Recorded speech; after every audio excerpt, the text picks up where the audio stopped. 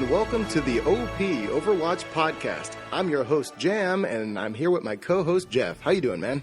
What's going on, man? I am awesome. We got a fantastic, fun new patch to talk about. Yeah, we sure do. There were some, since the last episode, there have been some major additions to Overwatch. Predominantly, I think the best thing to start out with is the brand new summer games, which are themed after the Olympics in Rio this year. Yeah, I did not expect this. It was kind of out of nowhere for me, and it's pretty cool. They have always done little holiday events kind of like this in WoW, but I didn't expect it in Overwatch, and when I initially read about it, I didn't really know what to think. But having checked it out, I think it's pretty awesome. I'm glad they did it. They clearly put some time into it with the skins that they added and the Lucioball. Yeah, the partnership with the Olympics almost sounded fake to me at first because we really haven't seen anything sponsored or any sort of outside influence outside of Overwatch up until this point. So at first I was like, okay, what are we doing? Already selling out? But the minute I saw that trailer and, like you mentioned, the new skins, the new game mode Lucioball, some of the new emotes, it was really kind of a cool addition to get for the summer season, and I'm really excited about it. And yeah, let's definitely open up with Lucioball because we've before this recording, we definitely got a few hours of that in. Yeah, it's a lot of fun. It's going to feel extremely similar to Rocket League, which was very popular. I played a lot of that when it first came out. And so it feels like that. I mean, there's definitely some subtle changes that might take you 5 or 10 matches to get the hang of if you're a Rocket League veteran. But, of course, it gives you Overwatch XP, so that's a big win. And it's been a lot of fun, and it feels like the XP accrues a little bit faster than normal game modes. But the thing that surprised me or impressed me most is it's clearly not your average weekly brawl. So I am a little bit skeptical that they would take this away. Weekly brawls have rotated, but this feels like something that needs to be in the game permanently in some form or another because it's a lot of fun, and they clearly spent some time building it. It's a beautiful map right on the beach in Rio. None of the pollution or body parts from real life have washed ashore, but but yeah, it's been pretty fantastic and a lot of fun. It's 3-on-3, so that's a little bit different if you're used to playing with a 6-person group, but I know you and I have been playing a good bit of it, and I've had a lot of fun with it.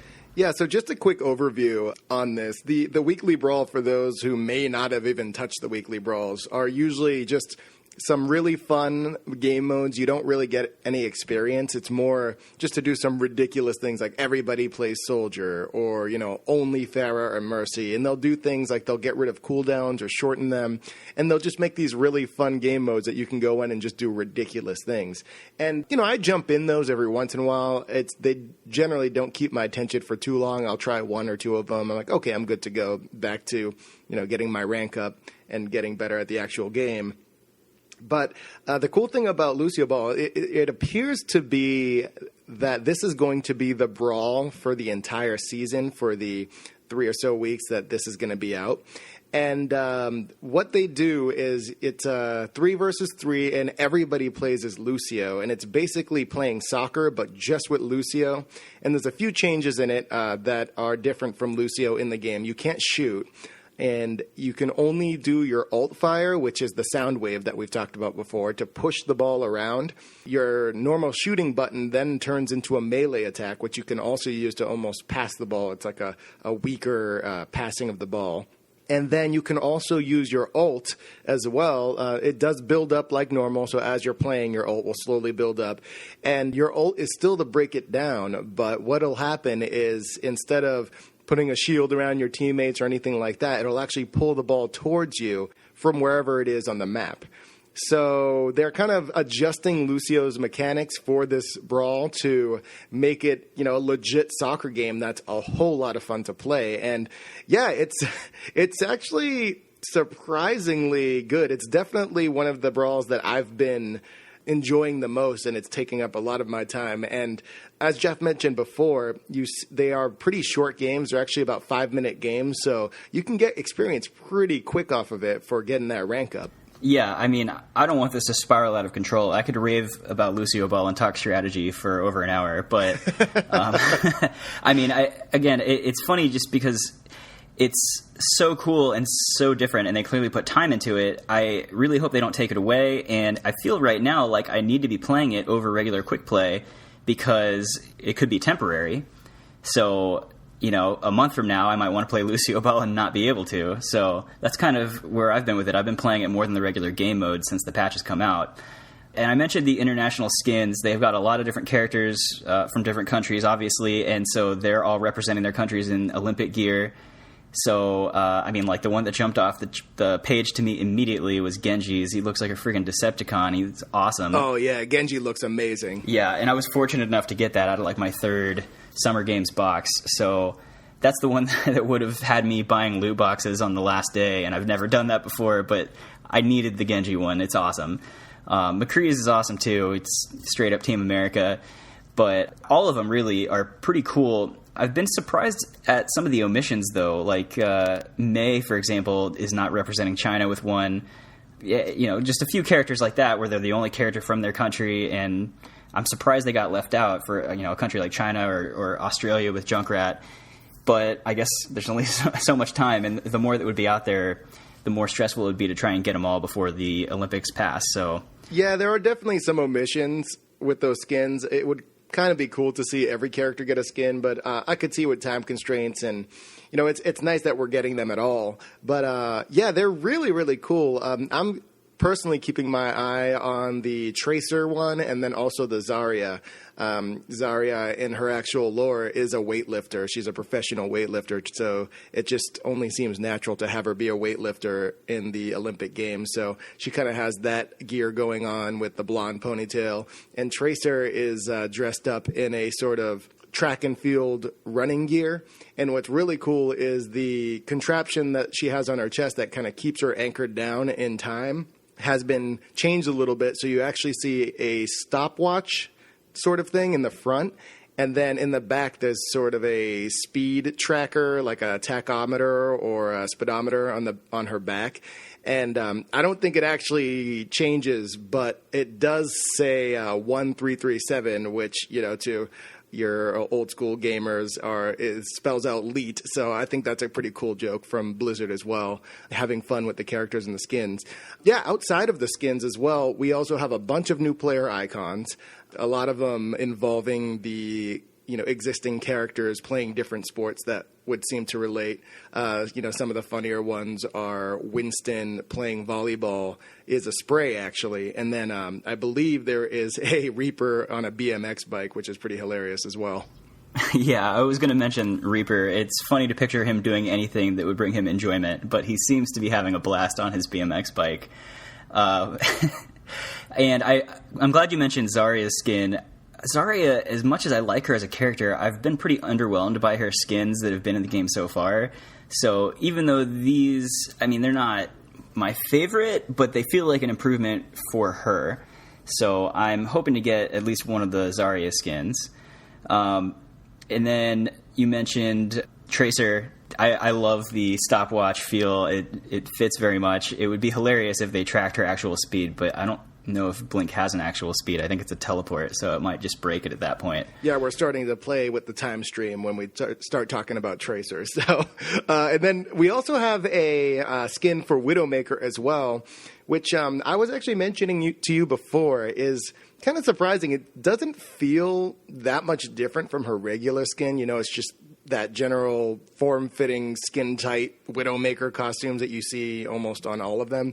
But it does represent the French flag with a lot of the stripes and some of the details. And the gun that she carries, her Widow's Kiss, is also red, white, and blue. So, with the skins come new weapon skins as well. And I think that's kind of a nice touch, especially with the McCree. He's got the American flag. He's got the USA on his belt. And his actual revolver also is red, white, and blue. So it's a nice little touch, and it's cool to see those things available. They are available for purchase through loot boxes, and also in your regular leveling up, they'll be kind of peppered across your normal gains in regular loot boxes as well. But unfortunately, and I think this was kind of a strange choice, you cannot use in-game credits to buy these. So this is something that you either have to pay with real money or just earn through leveling up or ranking up, rather. So interesting choice there. I kind of would have liked to and would have been willing to buy a lot of the skins with just the credits that you earn, but maybe it's, one of those deals where they're trying to get people to either play more or spend money. So, think of that what you will. I would normally be a little bit put off by that, but seeing as there's not a subscription or any sort of DLC that they've released and charged us for, I can live with it. I mean, you've still got several weeks to play enough to get your own loot boxes and hopefully get the ones that are important to you. And then, from there, if you have to spend a few bucks, I mean, it's obviously important to you, so it's worth it. I don't know. I'll give them a pass on this one. But the other part of the patch, I mean, getting away from the summer games, there was a big change that I wanted to mention with regards to penalizing leavers in competitive mode. So if you leave now, they're going to make you wait 10 minutes before you can queue back up. And I'm a big fan of this move. I think that it really addresses problem players. If I have an issue come up in competitive mode and I've got to go take care of an emergency, I'm not going to be queuing back up within 10 minutes, more than likely. So it's not really penalizing the person who leaves for a legitimate reason. It's penalizing the people who get angry, don't like their teammates, leave, and try and queue back up. And meanwhile, the other 11 players in the previous game are screwed because someone left. So I think this is a really smart way to address it, and I think it targets the right people. Yeah, I'd have to agree with that. I think that off the top of my head, the only way I could think of this being a negative is if, for whatever reason, let's say you're having issues with your internet connection and you drop out because you literally, don't have a connection, and then you're able to reconnect back on, and suddenly you can't play a game for 10 minutes. That could be frustrating, but that's very specific. I think overall, the trade-off of having that versus trying to rank up your skill level and, when you're starting to win a game, all of a sudden people just start leaving because they're losing and then you don't get as much experience. It kind of ruins the whole thing. Actually, and I had meant to mention this before, in our previous episode, the competitive mode apparently is having a huge problem with leavers. I've seen specifically on console, you and me, Jeff, we're both playing Overwatch on PC, which the experience is slightly different, as we had mentioned before, but the console seems to be seeing, I have a friend of mine who plays on console, and it was actually astounding. I watched him play for about an hour, and almost, I would say, 95% of the matches he was in, the second his team started winning, the entire opposing team left. So I don't know if this is coincidence. I know that the times that we have played competitive together, that hasn't been the case. It only happens every once in a while. But regardless, it is a major problem, and it does affect other people who are actually trying to play competitively. And all of a sudden, they're losing out on a lot of the gains that they could due to people leaving. So I think it's a perfect fix. I was surprised when you told me about that. I have definitely not had that experience. I mean, it's always a bummer when there's a leaver, but most of the time when I've seen it happen, the person's been having connection problems, and oftentimes they have reconnected and disconnected several times within the game. So that's a connection issue and not them rage quitting. I mean, I don't want to make any sweeping assumptions about the player base on console versus PC, so I don't really know.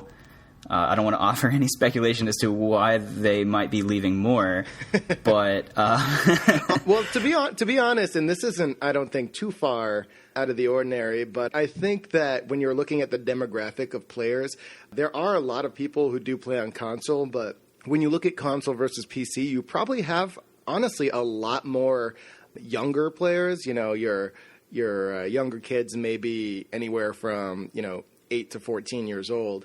And not to say that that necessarily means they would quit more often, but, it's pretty common, I think, on a console game to, okay, I'm not having fun, quit out, do this. Where if you're putting the time and you have, like, the PC set up and you're actually, into Overwatch and you want to be competitive with it, it might just be a demographic thing. Maybe it's just a younger audience. They, the weight of keeping your skill level up and, actually putting the time into it maybe isn't as prominent, but I don't know. We could speculate, over and over about that. But it is unfortunate, and hopefully the 10-minute lockout will improve the situation. So the other bit of news that I wanted to touch on this week, it sounds like there was another wave of bans, and this one seems to be catching some people at a bad moment. There's been a lot of people out there on the internet that are pretty unhappy about being banned, and I think it's pretty hilarious. Yeah, there was actually on Twitter, and I did retweet it on my Twitter account, at HappyJamOP. There are a few kind of message board responses from people that are admittedly cheaters and angry, and it's mind-boggling. It's actually astounding to me, the logic that these people come from, because they are cheating. They know that they're cheating, and some of the comments that they make about being angry at Blizzard for not allowing them to cheat and for banning them are hilarious. One specific one I remember is that there was someone saying, I spent $150 or $250 on loot boxes, and then I used a cheat, a tracker, kind of an aim tracker cheat, and Blizzard banned me. What the hell? I spent so much money. Why would you ban me? Just little things like that. And it's like the idea of a fair game and how it affects everyone in the community when you cheat just doesn't occur to them. They're making themselves the victims, and it's really surprising. But I guess I shouldn't be surprised by anything online. Yeah, my favorite one was the guy who said, well, I was only cheating because every time I played competitive mode, my teammates were complaining that I sucked and I didn't want to get yelled at anymore. I don't even know where to start with that one, but yeah, it's ridiculous. Yeah, I mean, it's hilarious that you're right. They're making themselves victims, and we're the ones that were being screwed. I mean, I have to assume now that every time I've ever been killed in Overwatch is because the other player was cheating. It seems like the most logical option. Oh, obviously. I mean, clearly it wasn't your own lack of skill. Correct. Exactly. So, anyway, yeah, so that was pretty funny. I just wanted to mention that. So it sounds like we should be without several thousand cheater players. So hopefully not all of them were listeners. Yeah, I mean, I'm sorry, guys. If you feel like you need to cheat, then go play CSGO, play a different game, because especially with Overwatch, and that's another thing. I mean, we've repeated it over and over again. It's so much different when it's a team-based game like this. When you're playing with a team, I mean, it affects everyone. And especially with the new competitive mode, I think Blizzard is really trying to lock down the idea of, making this on the world stage a very competitive game, something that could be played in the esports. And it has been taken as a game like that. But when you start adding cheaters into the mix, it kind of just dilutes the quality and it makes it less fun for people who are actually trying. So there's going to be different opinions on it. But ultimately, I think my opinion is that if everybody can just play legit, bring your own skill in there and do what you can do. And if you want to cheat, go play something else. So, also, though, one thing that seems to be out there in this group of people is they seem to be implying, I don't know if this is true, that Blizzard is somehow responsible for the cheat that they were using. Some people were yelling that it was a Trojan. So, I don't know if... is it possible that Blizzard built their own cheating application and put it out there with a way to track who was using it?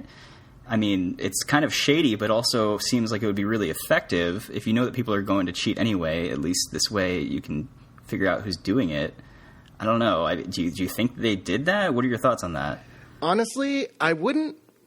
The thing is that Blizzard is a really savvy company. And I say that, obviously they're a game developer, but even in comparison to your EAs or your Ubisoft, like Blizzard they're all gamers. All those people that work at the company are gamers. They're fans of games. The reason they even started Overwatch is because they just love playing games like CSGO and Team Fortress, and they know the gaming industry, and they are gamers themselves. So it isn't too much of a stretch to think that they would have concocted a way to put out their own sort of cheating Trojan out there. So when people download it, almost kind of like I had mentioned to you before, when the police put out a car in the middle of a street, maybe in a rough neighborhood, and, they're waiting for people to just steal the car so they can arrest them.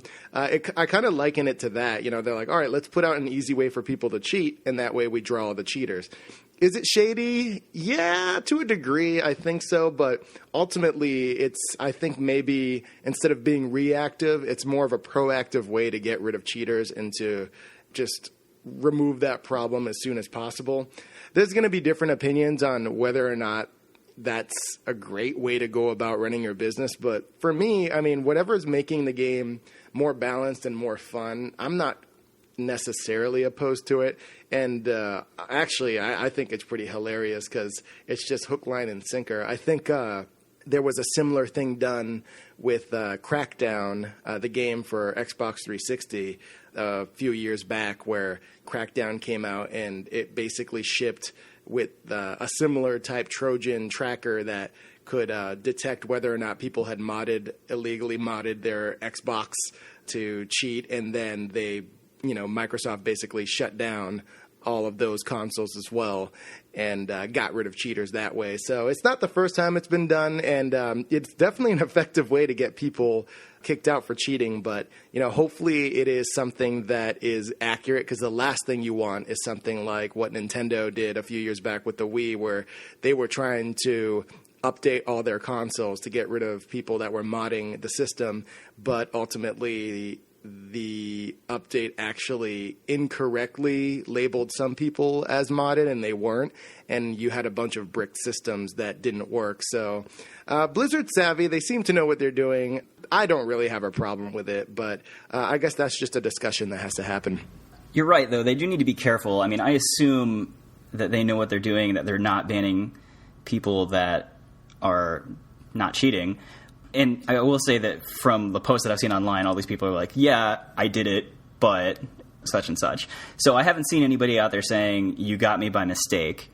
But they do need to be careful, because I do recall years back when I was playing World of Warcraft, and I had a friend who was obsessed with vanity pets, and he spent something like 12 or 18 hours straight killing these little dragon whelps in Ashara, trying to get this little vanity pet to drop. It was like a 0.01% chance.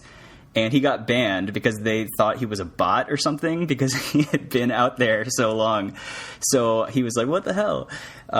So I know that it's been a long time since then, and this is not necessarily somebody behaving in what they deem a suspicious manner. This, I would assume, is them using something that set off an alert with their software. So yeah, as long as they're careful and not getting people that don't deserve it, I am all for a cleaner game. Yeah, 100%. And like I said before, Blizzard's pretty savvy. So, and especially with situations like that, I think that they know at this point that there are people out there that are pretty obsessive gamers. So hopefully they're pretty good at distinguishing bots and cheating versus actual, people who play the game, and, also people who play the game a whole hell of a lot. But yeah, so that's definitely been a conversation that's been happening. There have also been some other minor balancing changes as we've read to Gibraltar.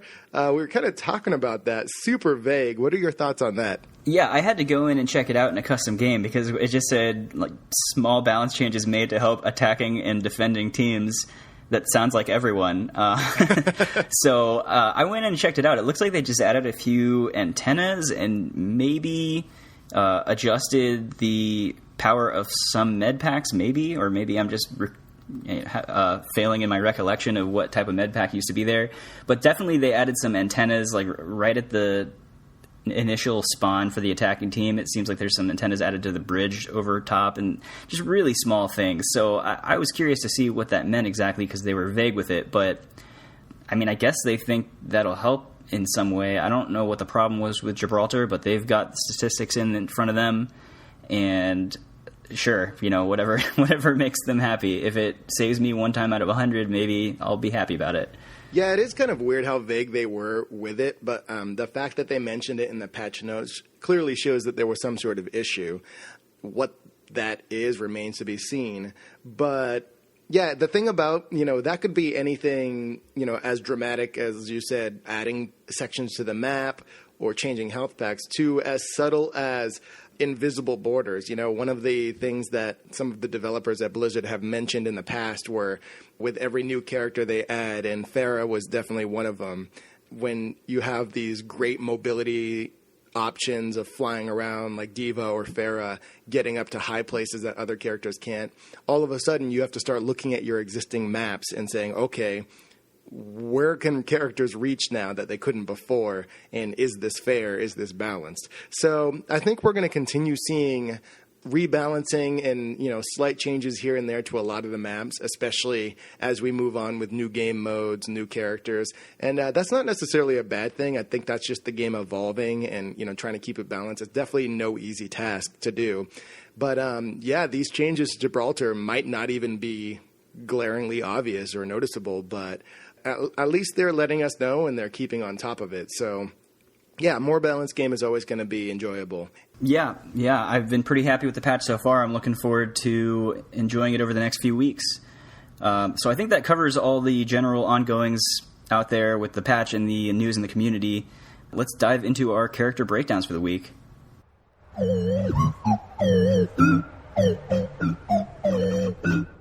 So the first character we're going to talk about today is a character in the defense class of Overwatch. This character is a topic of a lot of debate, a lot of frustration, but also a really interesting character in itself.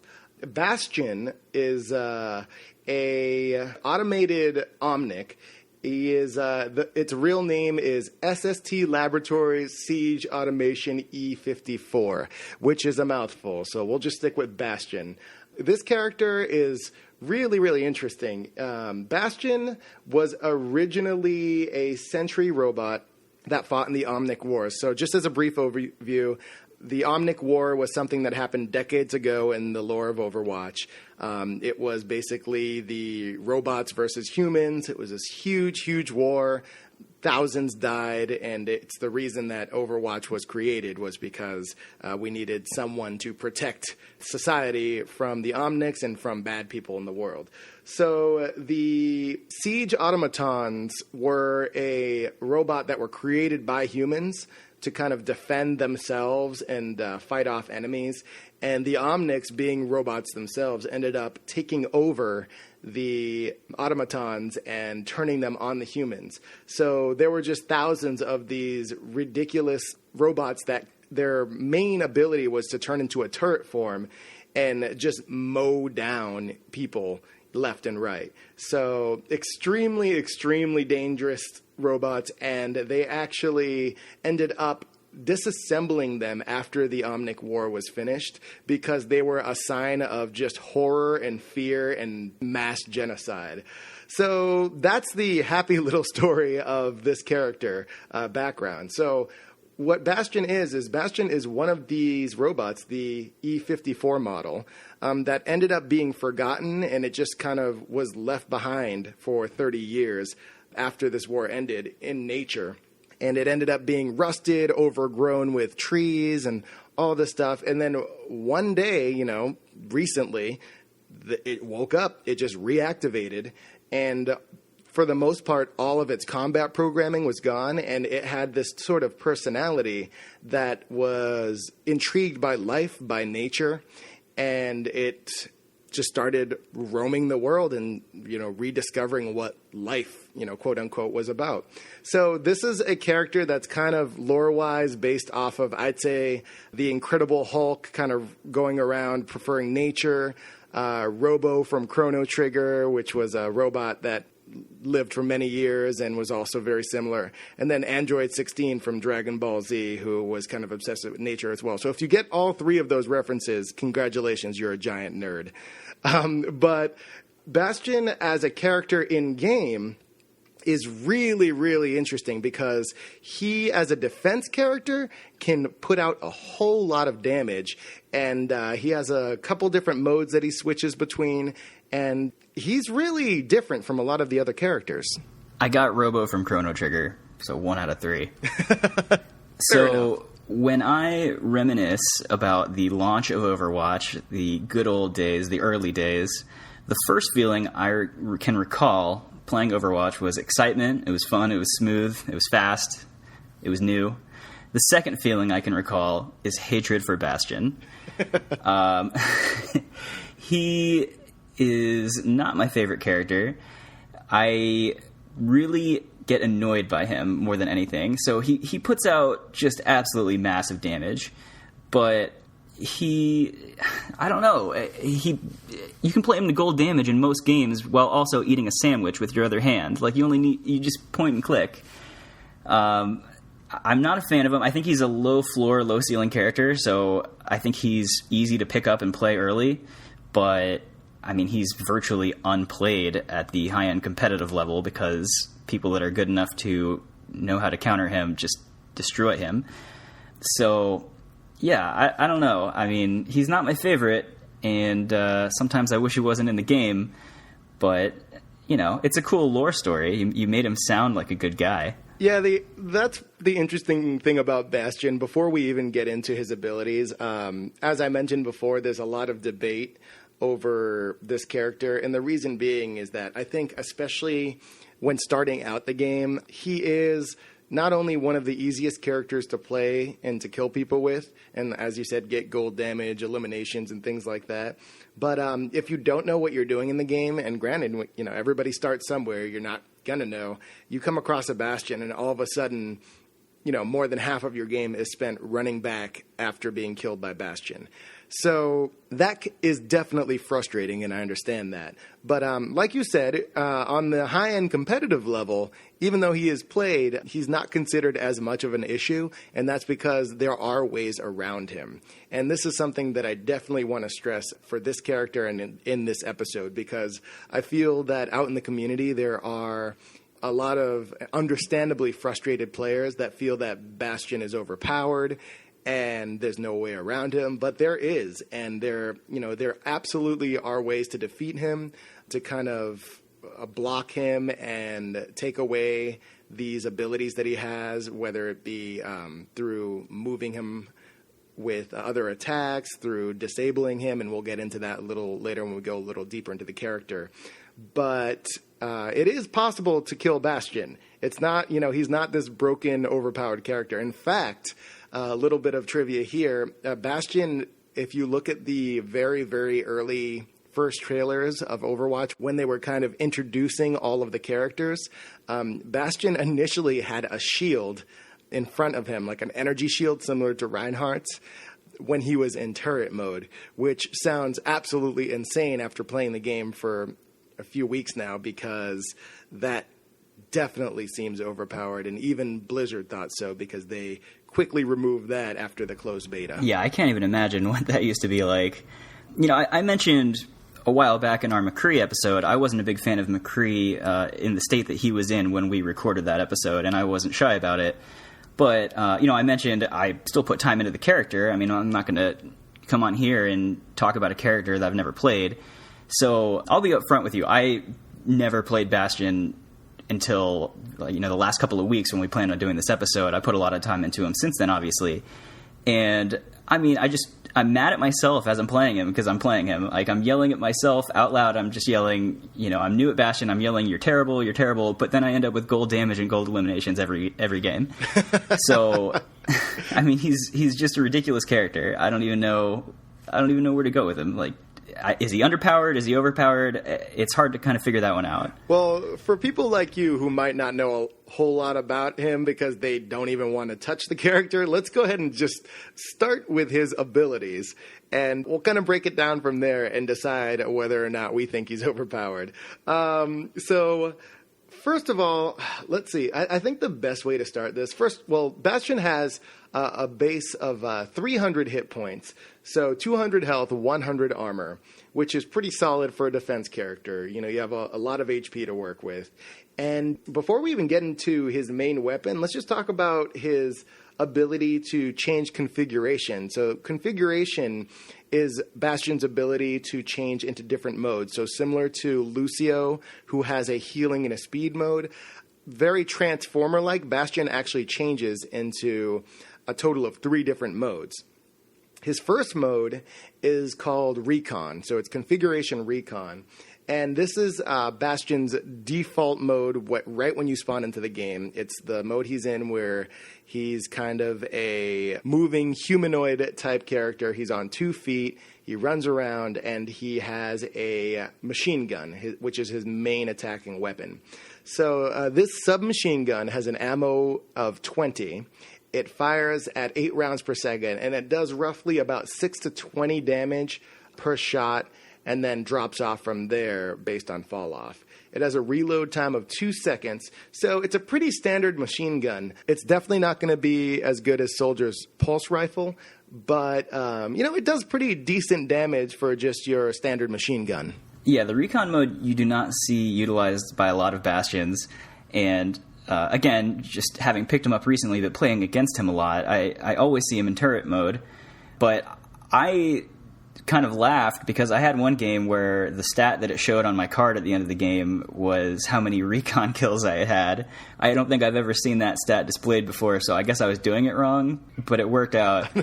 It's not utilized a lot, but it is effective. I mean, it's not his most effective mode for damage output, but by no means is he a sitting duck. And I'm pretty sure that it's a hit scan for at least the first shot or first couple of shots. It seems like if you fire it in bursts, similar to Soldier's pulse rifle, you can be pretty accurate from long range. So it is not useless by any means. No, not at all. And for Bastion particularly, the biggest thing about this mode is that you are mobile. Because when we talk about his next mode, you're going to understand why. Bastion's second mode, and I would say, it's probably not even arguable, his most popular mode in the community, is Configuration Sentry. So the Sentry mode essentially turns Bastion into a stationary turret. You can't move or walk around while you're in this mode, but you can rotate a full 360 degrees. So you're basically in a mobile turret, and at this point, your main weapon becomes this ridiculous Gatling gun. And the Gatling gun is easily one of the most powerful main weapons in the game that is not even an ability or an ult. It is just a ridiculously strong weapon. It has an ammo size, jumps from 20 in your recon mode to 200 in your sentry mode. Your rate of fire is 30 to 40 rounds per second. You do a damage of 40 to 15 damage per shot, and then the reload time remains at 2 seconds. So it doesn't even get longer reload time than your regular submachine gun. It's the same amount of reload, and it just pushes out an insane amount of damage once you're in your turret mode. Yeah, the turret can put up up to 600 damage per second, I believe, at point blank range. Realistically, it's going to be hard to ever achieve that consistently, but you get the point. I mean, it's ridiculous. His damage output is so absurdly high. He's usually going to draw a lot of attention from the other team when he's in this mode. I would say he's probably the number 2 focus target behind Mercy. So when you're in this mode, you want to be pretty careful and make sure you're moving around because people are going to be targeting you.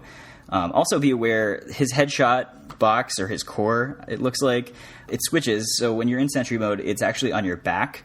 So if you get a Genji, Reaper, or Tracer that are going to be flanking you, they can get up right behind you and just wipe you out. You got to have your head on a swivel, so to speak. You got to be looking around for these people because they're going to wipe you out if they get behind you. Yeah, and that's very important, especially if you're fighting Bastion, because his head is obvious in recon mode because it's that glowing blue thing on the top, and then once he's in his sentry form, it does go in the back, but it's still glowing blue. So it's the only part of his body that looks very, very different when he's in that sentry mode. And what's important about this is that when you're attacking this in sentry mode, it actually does double damage. So if you want to remove Bastion from the playing field, then you're able to get somewhat close or get behind him. Definitely aim for this glowing blue headshot, so to speak, behind him, because it will take him down twice as fast as any regular shot. So, yeah, these are Bastion's 2 main modes that you can go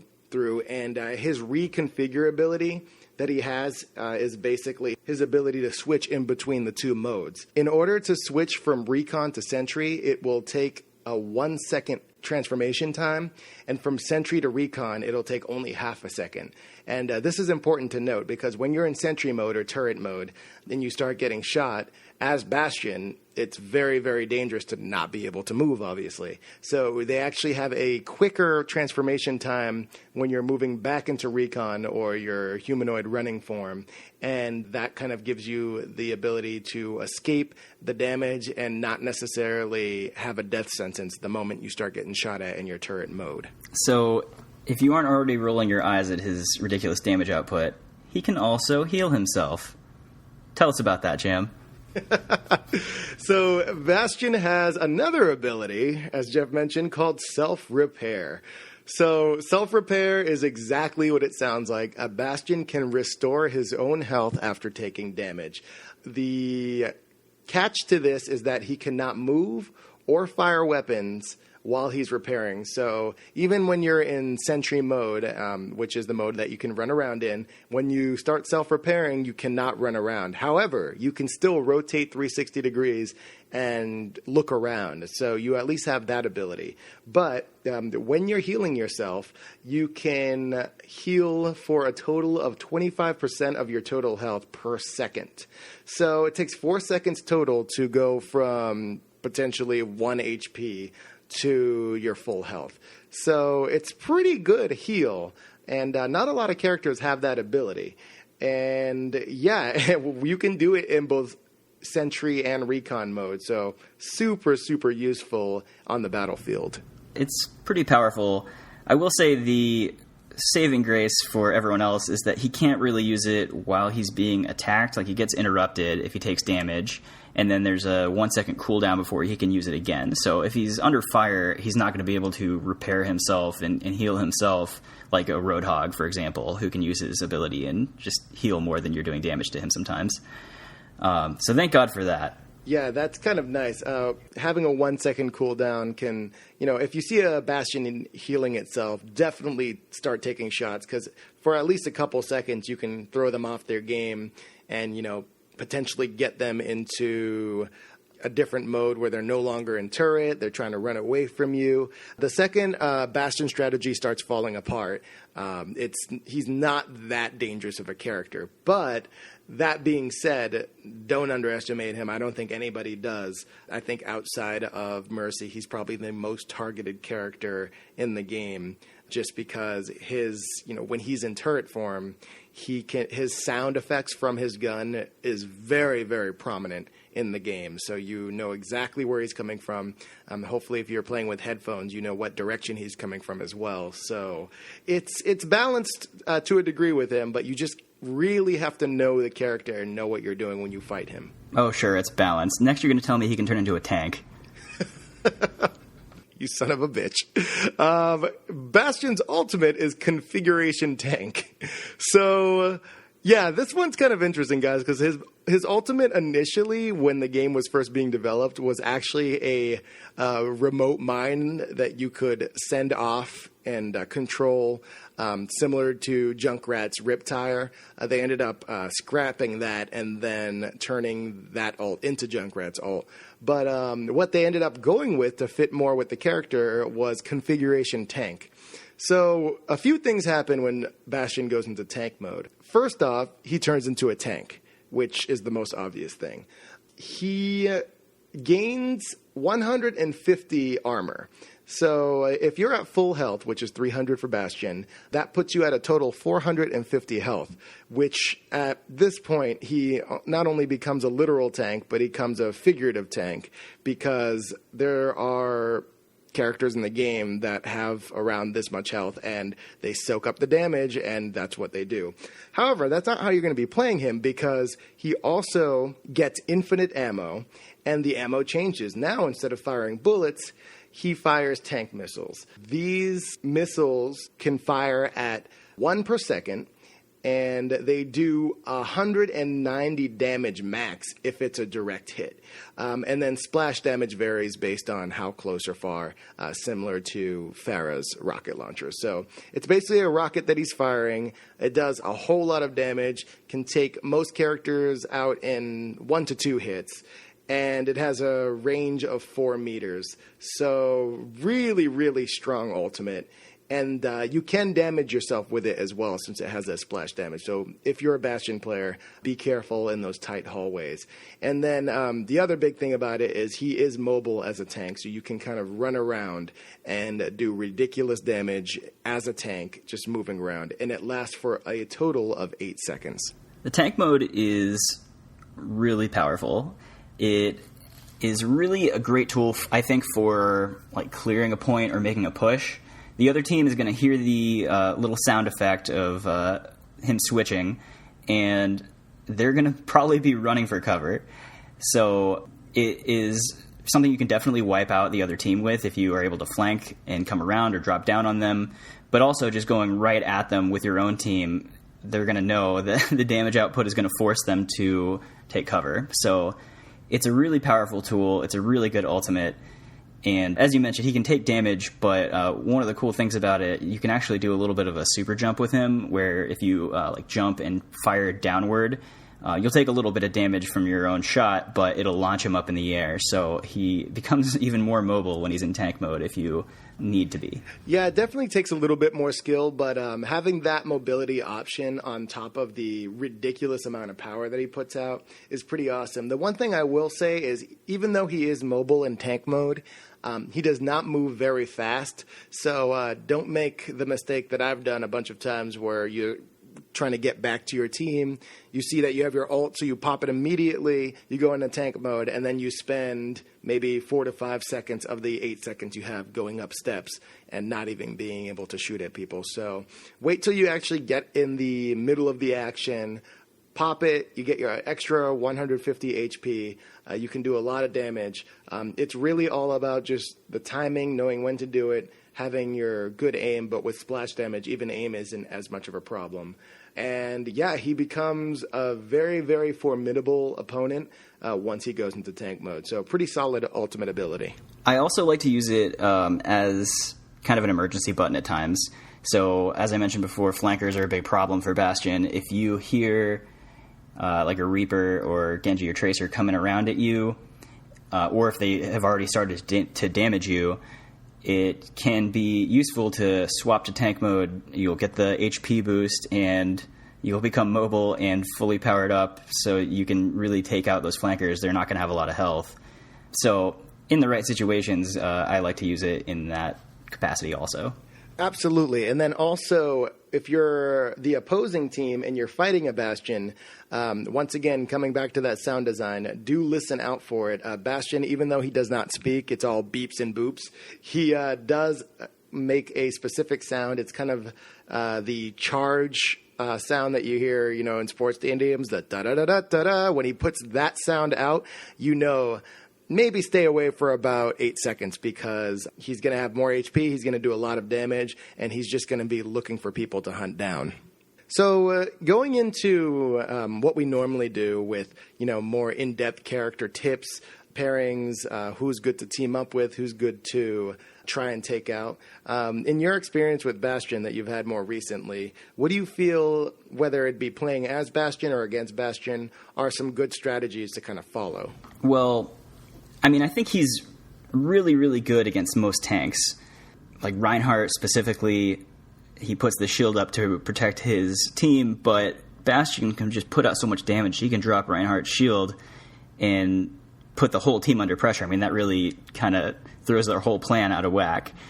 So tanks like Reinhardt, I think Winston just doesn't have the damage output to match him. Even if he gets fairly close and then drops his dome to protect himself, you can burn through that almost immediately. So Winston is really going to have trouble with you as a Bastion. I think Zarya is designed to take bursts of damage, but the consistently high damage output of Bastion, I think, makes him a pretty good counter to Zarya as well. And then maybe a character like McCree, who is going to want to get in medium to close range to be at his most effective, but in doing so is going to put himself in the line of fire from a Bastion. So those are the characters I think that Bastion does pretty well against. And really, any character, if he can be in a position and get the drop on them, his damage output's going to drop them. But just in terms of like counter mechanics, I think that he does well against those. So I mentioned before, I think he has a lot of trouble with the flanker characters, Genji, Tracer, and Reaper. Also snipers. He's not as powerful from like long or max range as some people probably think. I mean, if you're fighting a Bastion from far away, he can kill you, but he fires so many shots, you hear the constant dinging sound of you being shot, and I think it can force you to panic and back off when, in actuality, he's doing relatively low damage to you. So a sniper like a Widow or Hanzo or even Ana can put more damage on Bastion from max range than he can return. So those are the characters that I've done well against Bastions with and that I've had trouble against when playing Bastion. What do you think about that? What have your experiences been with that? Well, similarly, let me break it down for having Bastion on your side versus having Bastion as an opponent. I think on your side, when you're playing as Bastion, very, very key is going to be map knowledge. Similar to a lot of the other builder-type characters like Torbjorn or Symmetra where you're dropping turrets, Bastion is an actual turret. He's a playable turret when he's in his sentry mode. So that being said, you want to make sure that when you're going into this mode that you want to be in a place where it's not very easy to know where you're going to be or hit you. So you don't want to be directly in the path of a payload. You don't want to be in an open space where people can come around the corner and just see, oh, there's Bastion. You want to post yourself up in places that are maybe a little higher from the standard ground of the map. Maybe up in a tower or on a balcony, somewhere where you can get the drop and start shooting at people. Because if you can get the attack first with Bastion, most characters aren't going to survive by the time they find out where you are. They're going to have to find cover. They're going to have to regroup. And in most cases, you're going to, at the very least, slow them down a little bit from achieving their goal. So map placement, map familiarity is very important. Definitely explore the map and figure out where you want to go. As far as having Bastion on your team, he's a very, very useful asset because of his damage output, but he can't do it alone versus 6 people who know what they're doing, because eventually they're going to figure out a way around him. So to kind of prolong his life as a teammate, it might be good to have I think the most popular thing that's done is having Reinhardt kind of stand in front of Bastion. If you're playing on defense, it seems a lot to have your tank completely dedicated to protecting a turret character, but if he's mowing down opponent after opponent, then it might not be a bad idea.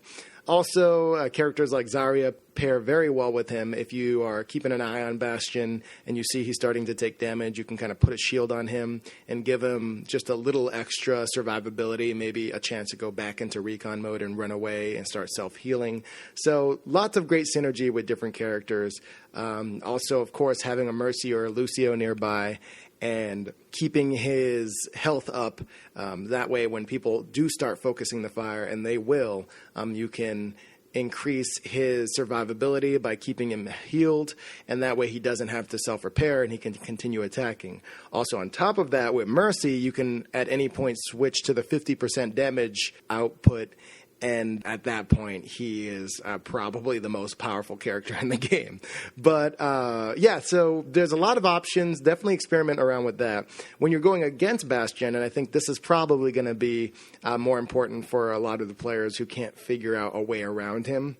The trick to really defeating Bastion is not only, getting around a lot of those strategies where the team protects him, but really, really using either your mobility or character-specific abilities to get around him. So I think that Pharah is a great counter to Bastion, using her missiles. Not only do you have to not worry about getting direct hits, you can hit them with the splash damage of the rockets. The big thing with Bastion is you don't necessarily need to kill him. You just need to get him out of that sentry mode. When he's in a turret, obviously he does a lot of damage, but any good Bastion player knows when to run away. So if you start doing a decent amount of damage from a distance, at the very least, just getting him to move and maybe go into cover and start self-healing will give your team the opportunity to be able to at least move out into the open and continue doing what they're trying to do. So any of your snipers, Widowmaker, Hanzo, people that can do decent damage from a distance is going to be really important. And then, of course, your flanker characters. Reaper's a great choice, being able to go in there with your Shadow Step, get behind him, and start doing damage in his weak spot and behind, Reaper can take him out pretty quick. But you got to be very careful with that as well, because if he does see you coming and you start trying to go hit for hit with Bastion, it's not going to turn out well. I think that's a really good point you made about map knowledge and mobility. I mean, I think the number one thing I've picked up playing as Bastion and playing against Bastion is that the good Bastion players move around a lot. You usually can get the jump on the other team for the first encounter of the map because they might not even know there's a Bastion on the opposing team. But once they know there's a Bastion, they'll call out where he was, and then they're all going to focus you. So you want to move around, I think, encounter to encounter. Generally, you just want to be where they don't expect you to be, and then you can usually wipe them out before they have time to react because the damage output's so high. But if they can get the drop on you, that's going to cause you a lot of problems because, I mean, you're pretty immobilized and pretty ineffective in fighting people off once they've got the drop on you. Another thing I've noticed about him, his hitbox when he's in turret mode is pretty big. It's actually visible to enemies before the enemies are visible to you as a Bastion. So if they're coming around the corner on a payload, or if they just are kind of peeking around a corner, they can start landing shots on you and you can't return fire and hit them back. So at that point, you're going to have to move or be stubborn and die. So just be aware of that, that if it's something where they're going to see the corner of your hitbox early, it might not be a great spot. I've found it beneficial sometimes to start a repair in midair. He can actually start, like if you jump off a ledge running away from an encounter, you can start repairing as you're falling. So, I mean, otherwise, it's just wasted time. It's just a little thing, but it can help. And kind of in the same vein, retreating, switching to recon mode, it only takes half a second, as you mentioned earlier. So don't be a stubborn Bastion. If you start taking fire and the whole other team knows where you are and is focusing you, you're going to want to switch to recon mode and get away, live to fight another day, repair yourself, and find a new spot. And then I guess the last thing I mentioned earlier about the super jump when he's in tank mode where you fire at the ground and it launches yourself up. I've seen that as a really effective tactic, not just running straight down the street at people and shooting down and doing damage to yourself, but like if you can find yourself in a situation where you can use it to get over a wall and flank the other team, or just come at them from an angle that they would never expect a Bastion to come at them from, I've found it to be really effective in those situations. But also, if you're getting towards the end of your 8-second ultimate and the other team is standing their ground and there's several of them still alive, you can use the super jump to make your escape before your ultimate runs out and you're just stuck in recon mode in the middle of the street in front of the whole opposing team. So I'd say that as a general tip, but also specific to the ultimate, it's important with Bastion to pick your spots and know when it's better to reposition and live to fight another day. Yeah, that's very true. And, getting away from the opposing team and really timing, there's skill, obviously, in aiming and, that kind of twitch skill that comes with every FPS. But it's really going to be health management and positioning with Bastion. That's very, very key. Also, when fighting Bastion, a few other things are characters that interrupt are really, really good against his sentry mode. A few examples are McCree. McCree's stun will work on a turreted Bastion. The stun does not last very long, so if you're going to attempt this, make sure that you're fanning the hammer and you are making quick work of him, because McCree will absolutely melt the second that stun is done and your timing is not right. So keep that in mind. Also, Roadhog can hook Bastion out of sentry mode. This is probably, from what I've seen, one of the single most effective ways to nerf a Bastion, because if he's in turret mode, if he's somewhere up, Roadhog's hook can actually go a pretty far distance. So if you see him up on a ledge or even, a little bit out in front of you, you peek around the corner with Roadhog, you throw that hook out. Not only do you move him from that position to you like you normally do with the hook, but it puts him right back into recon mode and he's no longer a turret. So Roadhog is definitely not Bastion's friend. And then also with the addition of Ana, we have the sleep dart. The sleep dart, even though he is an Omnic, still works on Bastion. So if you see a turreted Bastion, throw that sleep dart out and he'll be snoozing for a few seconds, and that might be the perfect opportunity to do a push or have a couple of your teammates start focusing on getting him off of the battlefield. So there's definitely ways around him. I'd also recommend maybe moving in with a D.Va to block the turreted mode with your defense matrix. The defense matrix only lasts a few seconds, so if you're planning on, beating him with D.Va, definitely get in close and start doing a lot of damage, and we'll go a little more into detail with D.Va and in just a bit.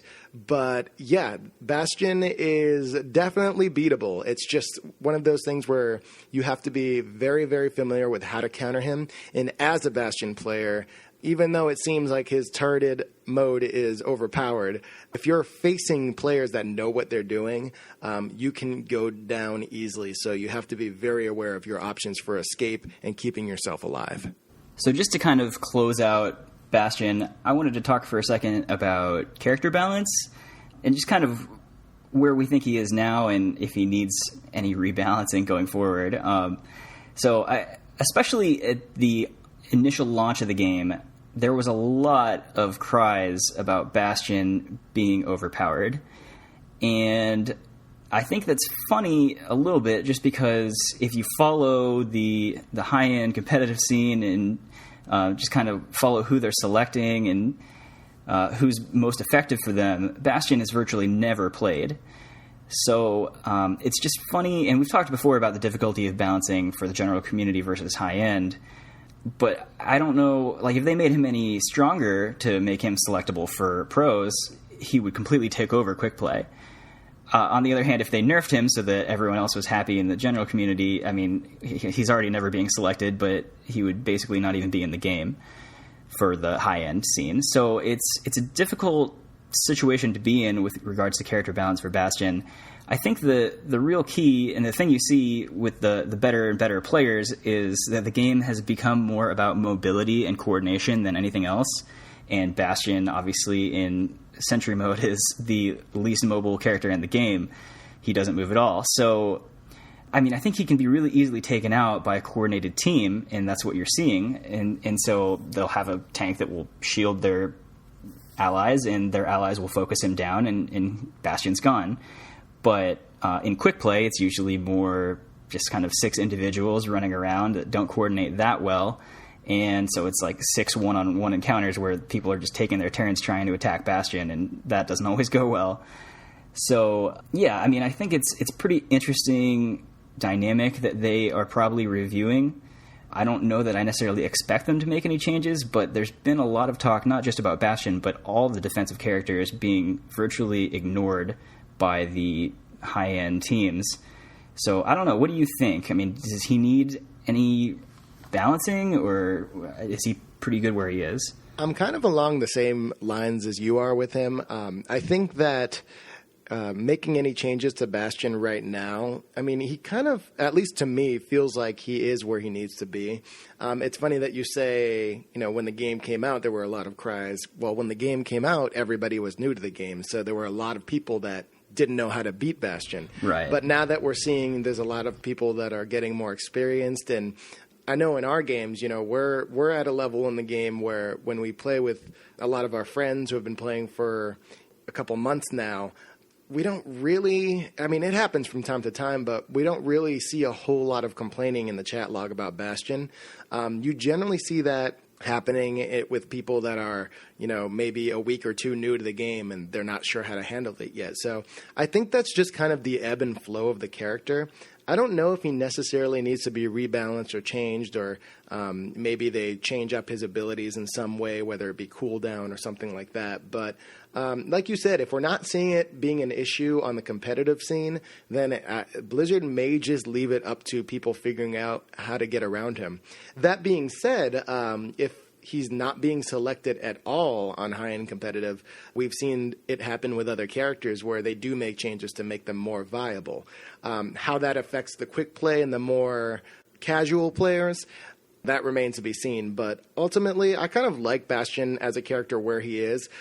He's personally not one of my favorite to play. Just for me and the type of characters I gravitate towards, he's a little boring to me. But when we were kind of diving into him over the past few days and looking at his abilities, I see there's a lot of potential for the character that might be unexplored just because everybody kind of cheeses his sentry mode.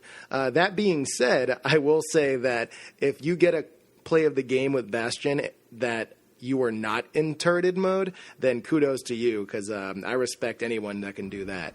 So taking it a step further, if they were going to do any balancing with him, I don't really know what they could even give him. I mean, as I mentioned, the game on the high end is all about mobility, and I don't think that they would ever contemplate making him able to move in turret mode. So I don't really know what they could even do if they wanted to try and make a move to make him more selectable by the high-end teams.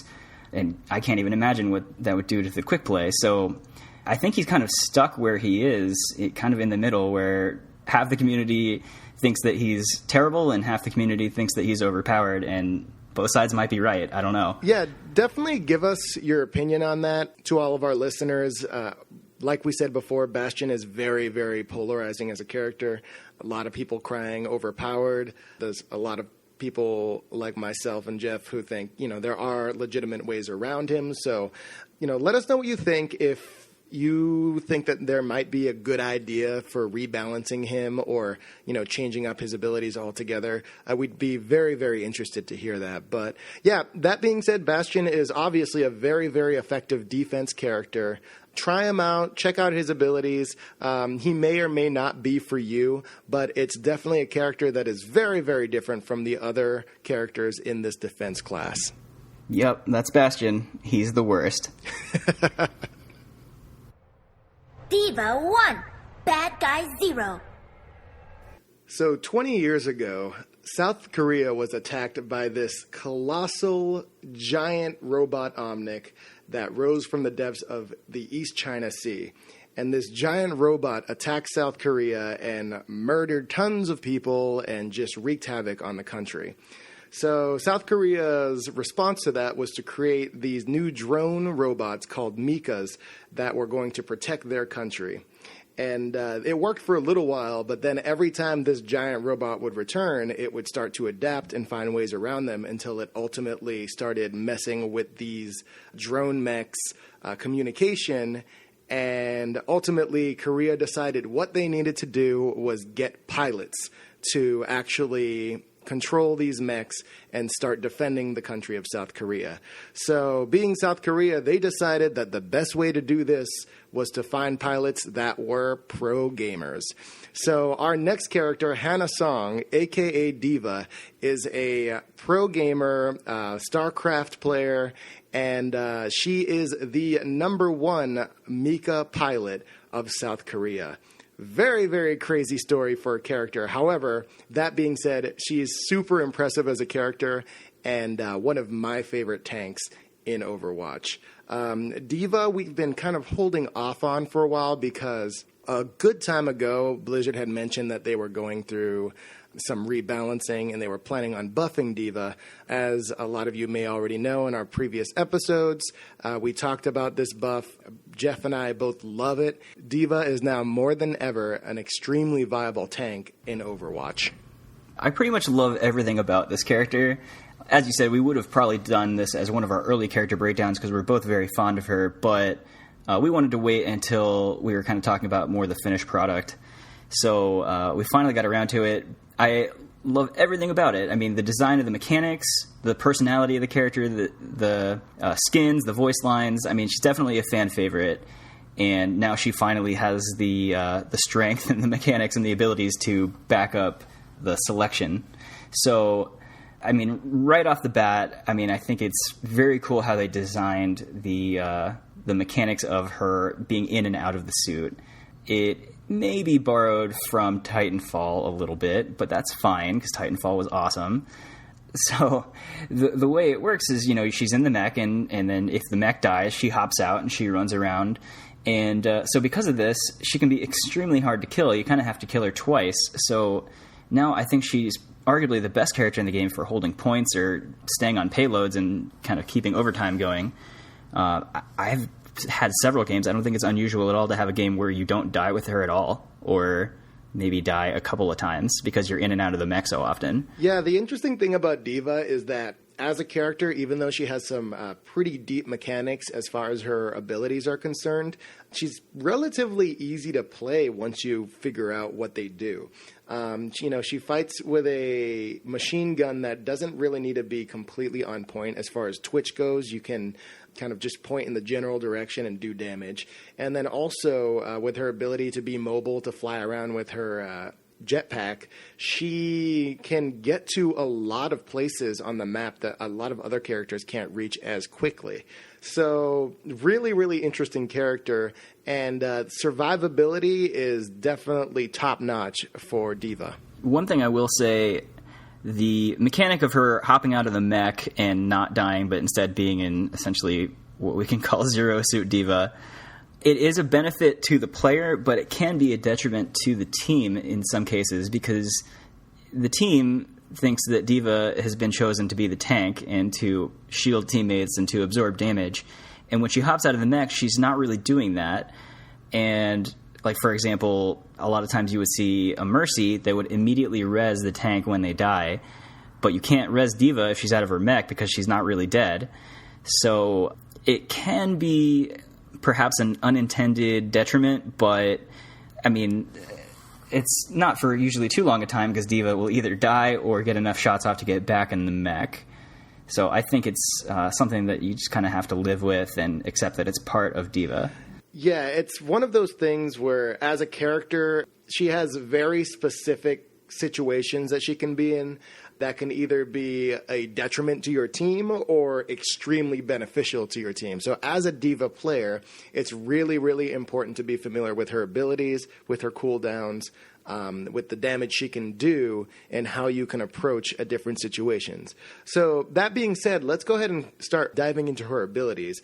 And what we'll do is we'll start with her in her mech form, because she does have two forms, as Jeff mentioned before. She has her in mech and out of mech form. So in the mech, let's go ahead and talk about her main attacking weapon, which are her fusion cannons. So D.Va's fusion cannons are the two arm cannons she has on her mech, the both left and right. So it's two guns that she has. She fires them at the same time, and they are a machine gun type weapon.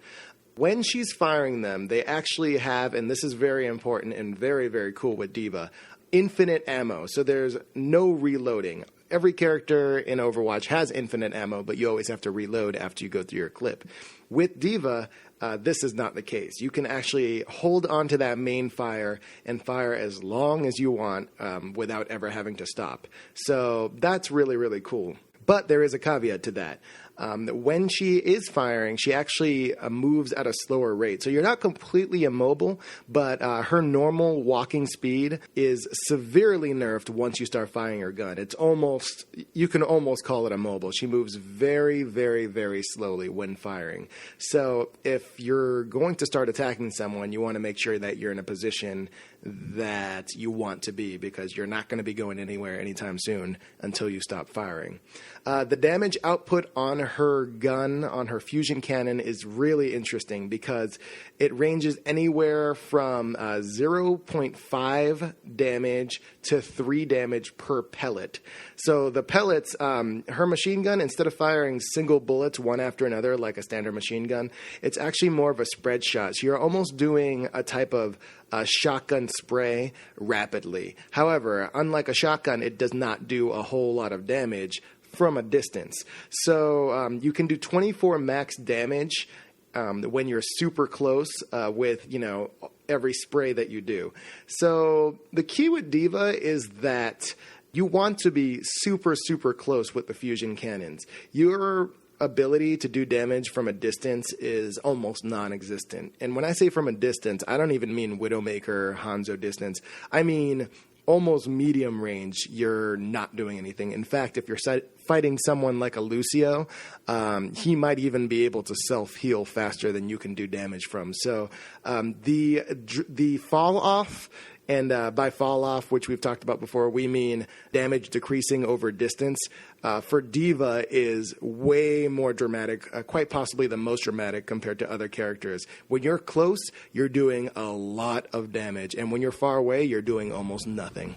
Yeah, the cannons for D.Va's mech are one of the funnier weapons in the game, I think, because you really have to be right on them. And so it kind of dictates her playstyle. I think she operates as kind of a hit-and-run tank where you're going to use her boost that we'll talk about shortly to close distance because you have to be right on them. As you mentioned, they're really powerful from up close. I think they can do like up to 168 damage per second if you were shooting at a big hitbox that's right in front of you. But yeah, as little as like less than 1 damage once you start to get distance from her. So you always want to be right on them. And then you also mentioned that she's slowed when she's firing. So you can hold down fire forever, but she moves very slowly, and people are going to be able to run away from you. So you really have to use whatever you can to make sure you're right on top of them and stay on top of them. Try and corner them or try and surprise them and burn them down before they can get out of range, because the further they get, your damage falls off really sharply. Absolutely. And it's one of those things, I think, where your novice D.Va player, someone who might not be as familiar, might be fooled into thinking that D.Va, okay, she's a tank, but she can't do a whole lot of damage, because it's very, very easy, especially if you're playing a lot of DPS, your attack role characters, to stay at medium range. You're safer. You're not taking as much damage from the enemy. So you want to maintain that medium range unless you're someone like Reaper or McCree who really, really benefits from getting close. However, D.Va is the opposite. You want to be as close as possible, and you don't want to worry as much about the damage that you can take, because she can soak a lot of damage. She actually has 100 health and 400 armor, so a total of 500 hit points, and that is a very, very impressive amount of HP. You want to use that to your ability. And with 400 of that being armor, you already have the advantage of taking less damage than your characters with just health. So definitely utilize that. Get in close. Don't worry so much about taking the damage, because as a tank, she's doing her job. And if you want to be an effective damaging tank, then you want to get in as close as possible and just rail into them with those fusion cannons. Her next ability are her boosters. So the boosters are super cool. I love this ability with D.Va. She basically launches herself into the air, and with the boosters on the back of her mech, she could start flying around. And what it does is it increases her movement speed by a lot. She can actually cover a lot of distance. It lasts 2 seconds, so the second you hit it, for a max of 2 seconds, you can fly it at a very, very fast speed. And interesting mechanic with it is wherever you are pointing the reticle, that's the direction you're moving. So unlike Winston's jump pack, where you kind of have to point in a direction, you hit it, and it's just a one-time go, this is a continuous for 2 seconds movement. So you can steer yourself around, go left, right, straight up if you need, and you can cover a lot of distance in almost any direction with D.Va with her boosters. The boosters are kind of the other half of the hit-and-run playstyle that I was talking before. They're really short cooldown, and they're really effective at getting D.Va right on the other team's doorstep so that she can do her maximum damage with her fusion cannons. So, it has a little bit of a knockback, and you can really boost into another team and knock everyone around and be disruptive, and then, stop right on their healer and try and take them out with the fusion cannons. Depending on the other team's composition and their ability, it might be a suicide mission at that point, but she can get out of the mech and continue to survive. So it doesn't feel like as much of a loss if you can take their healer down with you. The boosters, I think, are arguably the best mobility tool for closing to the other team's back line, just because you can control the whole trajectory. So you could, if you're by a cliff, you could use them to knock somebody back and knock them off the cliff, and then just turn around and use the last second of your boost to come back. So they're a great tool. The cooldowns are really short. These should be used often to make sure that you're doing the max damage you can with her. Yeah, the cooldown on the boosters is 5 seconds. So for a move that allows you to cover so much distance over a short amount of time, Jeff had mentioned, coming back if you're getting knocked off a cliff. That's always awesome. And also when you're coming back from death. So that's a key thing. As a tank, a few of the tanks like Winston or Reinhardt have abilities that allow them to get back into the action soon. But then you have people like Roadhog and Zarya who really don't have a whole lot of options when coming back outside of Lucio speed boosting. But with D.Va, being able to boost for a full 2 seconds, cover a lot of ground, and then 5 seconds later do it again, you have the opportunity to get back into the action very, very quickly. And combine that with her ability to vertically reach any point on the level that you need to. You can get up on a ledge, you can, fly down towards the action if there's a big battle going on. She has a lot of mobility for a tank, and you want to utilize this as much as possible. 5 seconds is a very short amount of time to move that distance that quickly, so definitely use that as often as possible. D.Va's next ability is her defense matrix. So the defense matrix is one of those abilities we had mentioned in a previous episode. They completely changed the mechanics of this, so we're going to talk about it as it is right now. The defense matrix is essentially a digital shield that D.Va puts in front of her mech. Super, super cool. Works very similar to Reinhardt shield where you can hold it out. The big difference is there is a limit to this. So the way the shield works, it is your alternate fire, so all you have to do is hold that button down and the shield stays out. At the point that you put this shield out, it can stay out for a total of 4 seconds.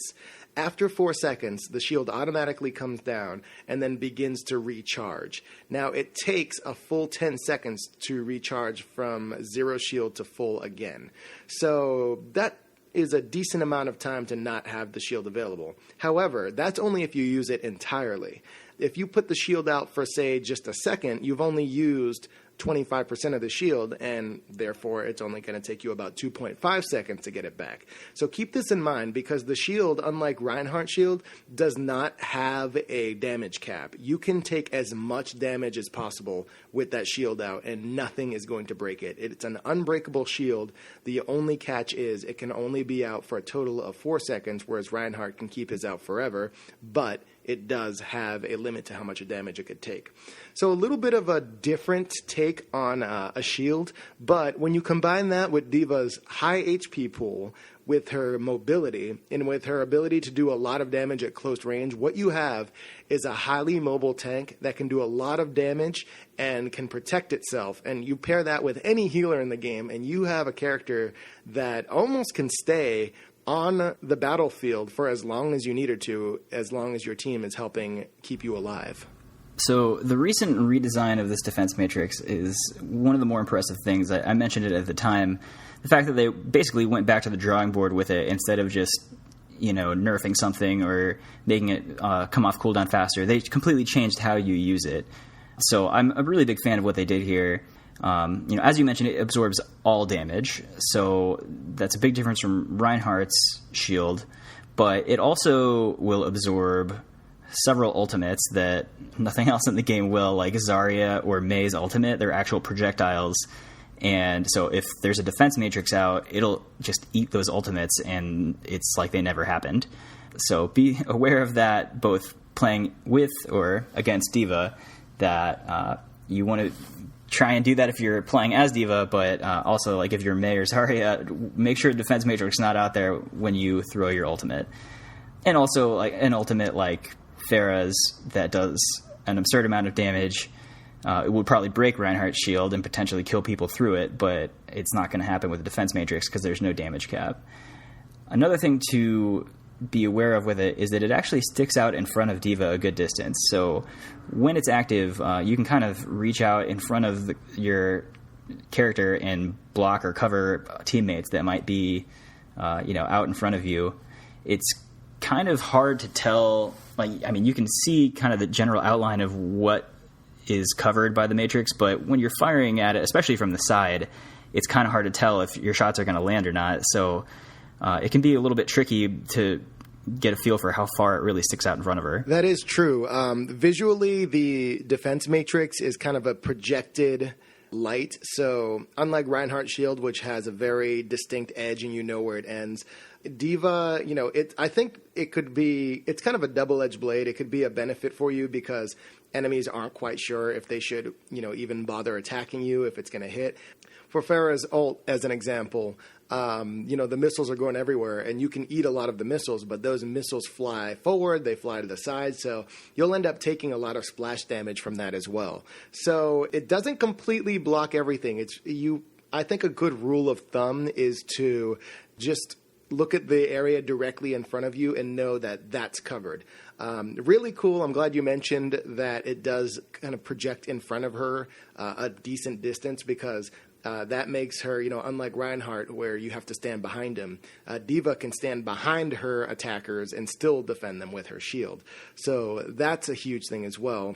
The ability to eat or absorb other projectiles is big. It makes her a menace to characters like Junkrat or Pharah, who, even if you're not landing direct damage, the splash damage can at least be effective against your teammates. But when you absorb those abilities, the explosion never happens. So, Junkrat's grenades, Pharah's rockets, the ults you mentioned earlier, they just disappear. They're gone. There's nothing. And I'm sure that's completely infuriating to a player who built up their ultimate, threw it out, and then nothing happens, and now they're at 0% for their ultimate charge.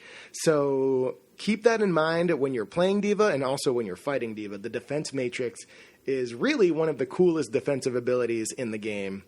She's personally probably, it's really hard between Winston and D.Va. They're definitely my two favorite tanks, but they both play in very, very different ways. Also important to note, the defense matrix can be put out while using your boosters. It's actually the only other thing you can do while using your boosters. So, as I said before, the boosters do last 2 seconds, so you can fly around for 2 seconds. At any point, you could hit the main fire button to cancel your boosters and stop moving. So if you're heading in a direction and maybe you want to cut it short, maybe you want to land on a very specific platform, you hit the fire button and you can cancel that movement. However, if you're using your boosters and you hit the alternate fire button, you can keep your defense matrix out while you're flying, and the same rules apply. You can keep it out for a max of 4 seconds. You can drop it at any point. So this is extremely useful because now not only are you a menace to the opposing team on the ground, but even in the air and even when pushing on a point or on a payload, you basically have this flying shield that rapidly approaches you. So like we said before, really what pulls D.Va together is how her abilities work in conjunction with each other. Being able to move quickly, being able to eat a lot of attacks with both your HP and your shield is extremely useful, and it's definitely not something to underestimate. She is a very, very versatile character. Yeah, I'm glad you mentioned using the defense matrix and the boost at the same time. It can be one of the most effective tactics for charging at a Bastion or even like a Torb or just charging at the group when you expect to take fire. You can close distance and absorb all that damage, and meanwhile your team behind you can also be firing and not taking any return fire because you're absorbing it all. So that can be a really useful tactic. I did want to briefly cover that it does not block certain notable attacks, like channeled attacks, like May's Frost Stream or Winston's Tesla Cannon or Symmetra's main fire. Those are channeled, and so they are not going to be absorbed by the defense matrix. And then also a few abilities like Orb of Discord. It doesn't function as a block from line of sight. So Orb of Discord can still be put on you, and Roadhog's chain hook will actually go right through the defense matrix and still pull you in. Yeah, so that one infuriates me. Just be aware of that. Yeah, it'll drive you nuts. Although sometimes it happens and I'm just like, all right, well, I'm D.Va, so I wanted to be in your face. Thanks, Roadhog. But yeah, I mean, you don't expect it, and all of a sudden you're just getting pulled in a different direction. So just be aware that it doesn't block everything, but it does absorb and mitigate a ton of high damage output abilities. Yeah, she can just soak up so much damage with the combination of her HP and the defense matrix. And on top of that, let's go ahead and move over to her ultimate ability, which is in itself very, very unique. And with the more recent patches and the updates on her balancing is even more effective than it was in the past. D.Va's ultimate ability is called Self-Destruct. Pretty self-explanatory. What she does, and this is coming back around to what we were saying of how she has two different modes in and out of the mech. D.Va jumps out of her mech, and wherever you're standing at that point in time, your mech stays there, and now you are controlling D.Va, and the mech begins to start glowing, charging up. You hear this very, very loud sound, and after 3 seconds of you setting off this ultimate, your mech explodes and self-destructs. Now, what happens with this is when it does self-destruct, in a 360-degree any range up, down, just the entire map, this explosion will affect everybody. It will do a max of 1,000 damage, which is huge to anybody in the range of the explosion when you're really close. And then the damage does fall off the farther you are from it, to the point of doing maybe minimal damage, but at least having a push effect similar to Farah's concussion blast. It'll just push you back, but it will still do damage. The key with this, though, is that it can be avoided simply by getting behind an obstacle, whether it be a wall, you jump into a hallway in another building. So it's not completely overpowered, but you do only have 3 seconds to react. So if you're not a character who's super mobile, you're out in the open and the self-destruct starts to happen, this could be a death sentence to almost an entire team if they're not careful. Yeah, Self-Destruct was always a great ult for clearing a point, just to kind of control a certain space. But now with the recent change where they reduced the amount of time before it actually detonates, it's very deadly too. You get a lot more kills with it. That 1 second is a big difference. So I'm pretty happy with the change. I mean, at first I thought it might be a little bit too difficult. There are definitely situations where you're playing a character that doesn't have a lot of mobility and you're just caught in an area where you can't get to any cover in 3 seconds. So in those situations, sometimes it can feel a little bit hopeless, or the ability can feel a little bit too strong. But I mean, it is an ultimate, so it should have a little bit more killing power than it did before, where it was basically just, I'll throw this in there and the other team will have to move away. Now, you can really get them off guard, especially if they're not looking at you when you do it. It's also fantastic to pair with other ultimates, like Zarya or Reinhardt or Mei, where that they aren't going, the other team's not going anywhere because they're either sucked into one spot or they're just incapacitated. So I mean, it's one of the highest damage output ults in the game. It'll wipe out the other team, and I'm pretty happy with where it is now with the recent rebalance. For sure, and I'm actually glad that you mentioned about clearing a point with it, because just because D.Va's ult did not kill anyone, it doesn't necessarily mean it was useless. One of the greatest things about this ult is that, if you're, let's say, protecting a payload or you're making a push, even though there are a lot of characters that can get away in those 3 seconds and not take damage, ultimately, if your goal is just to get them off a point or a payload, then this self-destruct is most definitely going to achieve that goal. Even if you're not killing anyone, it gives your team an opportunity to move in and take a point while the entire other team is either running away or dying. And this is key for this ability, because now with the recent patch update, it doesn't hurt D.Va. In the past, it actually used to kill her, so you had to find cover and get away. But now you can actually stay right on the point and not worry about dying from your own explosion. And it also doesn't hurt your own teammates. So communication is key with this move. If you have D.Va's ult, hey guys, I'm going to move in, I have self-destruct, all right, let's do this. And it becomes part of a push. So really, really awesome ability. 1,000 damage is a whole lot of attack power. Nobody in the game has 1,000 HP yet, as far as I know. So no one's going to survive it if they stay there, with the exception of a few characters like Mei or Zarya, who have the ability to protect themselves from any damage. with certain abilities.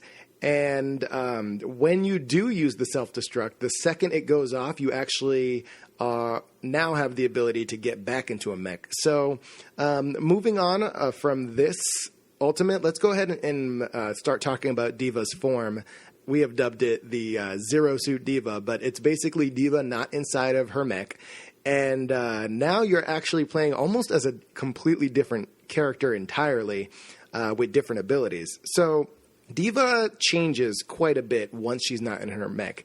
She actually gets a base health pool of 150. No armor, it's just health, so no special benefits there. No shield, so it doesn't regenerate. So she becomes pretty much as vulnerable as Tracer does without the blinking and the recall. So easy to kill. What she does gain, though, is very interesting. Her only ability outside of recalling her mech when you can is her light gun. So D.Va's light gun has a max ammo of 20. It has a firing rate of about 6 per second, and it does 14 damage per shot. So even though it's not necessarily her optimum mode that you want to be in, the light gun, if you have pretty decent aim, shoots ridiculously fast and can just ruin some of the lower HP characters. And for me personally, shooting at tanks with the light gun, tanks that are not necessarily paying attention to you, you'd be surprised how much damage you can do and even take out tanks with it as well. The light gun is very strong for what it is. It shoots ridiculously fast, really quick reload, similar to Tracer's reload. And the really important thing about this is that every time you land a hit, your ultimate charges so much faster. So D.Va technically has 2 ultimates. She has her self-destruct, and then when she's not in her mech form, she has her call mech ability. And the call mech ability actually recharges much faster.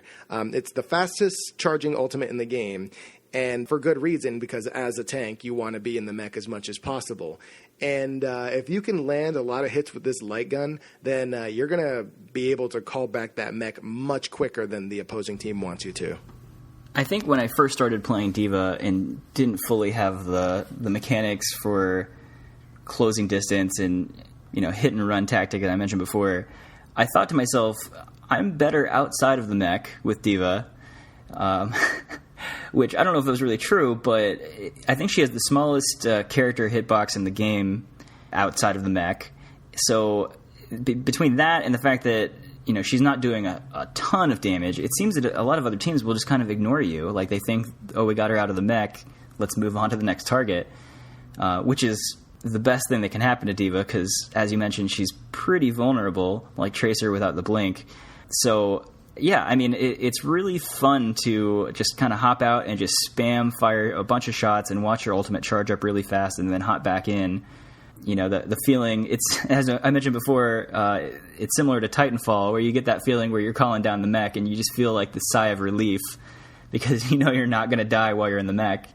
So, I'm a pretty big fan of the way that this works, and she is a little bit stronger than I think most people realize when she's out of the mech. Absolutely. And going back to her call mech ability, so once you're in this pilot form and you do get the call mech ability, the second you call it, I know that you mentioned a sigh of relief, but maybe delay that sigh for about 2 seconds.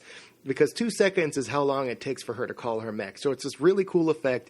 It almost shoots down from space, and then she gets into the mech. Really cool animation, both outside perspective and in first person. But the key thing about this is that you are not invincible while calling the mech. So for the 2 seconds you're calling it, you're kind of reconfiguring yourself and getting back into the game with the mech. You are vulnerable to attack damage. And it has happened to me many times where while you're calling your mech, if the opposing team sees that you're doing that, they can actually shoot at you and kill you before you have a chance to get back into the mech. And with 150 HP, this is really easy to do. So my recommendation would be, if you're going to call the mech back, try to get to a place that's maybe safe behind cover. if that's possible, because I'd say maybe about half the time I have that opportunity, and the other half of the time I'm literally getting teamed up on by 3 people, and I'm just getting into the mech as my only means of survival. But once you get back into your mech, you're at full health again, and it's almost like you respawned, but you never died in the first place. So really, really cool ability, and kind of adds interesting strategy and a very different flow for a tank. As powerful she is as a tank, it's one of those things, like we said, it really comes down to how you balance and time and position everything with D.Va, because she's probably one of the most effective tanks on the field when she's at her best, but then when she's not in the tank, your team doesn't have a tank unless you went in with 2 tanks. So it's really, really important to be familiar with her abilities and to know the timing and position yourself in a way where you're not going to get absolutely destroyed the second you get out of your mech. So we covered her abilities. Let's talk D.Va strategy for a minute here. And I know that she's been one of your favorites from the very beginning, even when she was considered to be underpowered. So in your extensive experience with D.Va, what are some of the characters and situations that you think she's strong against and excels in, and then that she's weak and can struggle in? Well, for D.Va, the biggest thing that I've noticed is she is a great pushing character. Generally, as a tank, your main priority is survivability, but if you're pushing a point or a payload, mobility is also key. And D.Va has that. So like we mentioned before, her boosters in conjunction with her defense matrix is the best way to get your team rallying behind you and push onto a point. So that's one way I love to utilize her, is just being kind of the center of your team, and you're the trigger to making sure that your entire team moves with you. So make sure you're communicating with your team. I also love her as a deterrent to turrets. Once again, the boosters and defense matrix, you can rush up on Torbjorn turrets or Symmetra turrets, get nice and close, that perfect, ideal, super close range you want to get with D.Va to do max damage. And if you're, rushing a Torbjorn turret, for example, and I've done this a bunch of times, you have full health, you can get right up on it, and sure, you can attack with your defense matrix up, but the second you put it down and you start doing damage at basically point-blank range, you'll destroy that turret before it even has a chance to come close to killing you. So she's a great deterrent for turrets. She's great for pushing. She's great for blocking bastions, maybe doing a decent amount of damage to them in turret form. Sometimes you got to take a hit for the team. If you rush a bastion, he's definitely going to be able to do enough damage to drop your 500 health down. But the nice thing about her is, and one thing to really, really be aware of, is that once your mech's destroyed, when you're back in pilot mode, you now have a second chance to finish off who you were attacking. And like we said before, her light gun does a surprising amount of damage. So even if you do lose the mech, you have the ability to take out some high HP targets, even if you decide to give up your mech as well. A couple other things that are really important with her and important to note. If you don't know this already, it's one of my favorite things to do with D.Va. Her self-destruct ultimate, she does stationary leave her mech wherever she was standing. However, if you use it in conjunction with boost, so basically you hit the boosters first, start going in a direction, and then you hit your ultimate, whatever direction your mech was flying in, even though you jumped out of the mech, it continues flying in that direction. So you can come up with some really, really cool ways of wiping the other team, maybe getting some awesome play of the games with it by maybe launching the mech over an obstacle, over a building, into an area where nobody was really expecting it. And with only a 3-second countdown before it explodes, this could be a big surprise to the opposing team. So super, super cool way to use her ultimate. Yeah, I think where D.Va is now is pretty interesting. I think the natural conversation that people have been having is her new defense matrix is similar to Reinhardt's shield. Which one's better? And, I think that you have to play her in a little bit different way to excel with her. Like, if you're a team and you're pushing forward with Reinhardt, you all push forward methodically behind Reinhardt. But because you can only have the defense matrix for 4 seconds, I think D.Va excels in a situation where she'll boost in with the defense matrix and just cause a whirlwind on the point, and the other team's, their backline is disrupted and everyone's going to be shooting at D.Va, and then it creates a vacuum where your team can push. So I think that she can be equally effective, but in a different way, and probably in a way that puts her a little bit more at risk. But yeah, I think she's a pretty interesting character where she is now. I think she's really strong against like the snipers, like Widow and Hanzo. She can boost and close distance on them really quickly. And then you mentioned like the turrets. Bastion and Torbjorn are going to have a lot of trouble with the D.Va that boosts and defense matrices at the same time. So those are the characters I think she can really cancel out pretty well. And then, I mean, as far as maybe characters that she's weak against, Zenyatta's Orb of Discord is going to be a huge headache.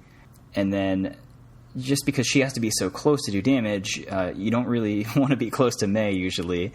And as I mentioned, her defense matrix won't stop the freeze. So Mei can be a problem for D.Va for sure.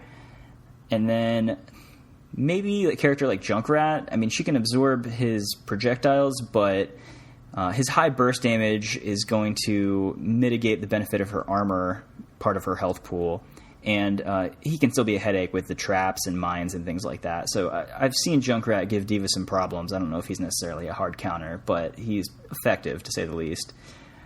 As far as other like tips or strategies, one thing I really like to do with D.Va, when you boost into somebody, like you boost and you have a specific target in mind, I really like to end the boost where you'll hit them and you'll knock them back, and then I like to use a melee strike right then too. You're going to be in range where you can land the melee strike, and so it just, I mean, it's just added damage. The boost doesn't do a ton of damage on its own, but if you throw the melee strike in there, you can usually knock a decent chunk off of the target without ever even having fired a shot, and so then you're up close and you start going at them with the fusion cannon. So it's just a nice way to just kind of spike damage right off the bat that the boost will not do on its own.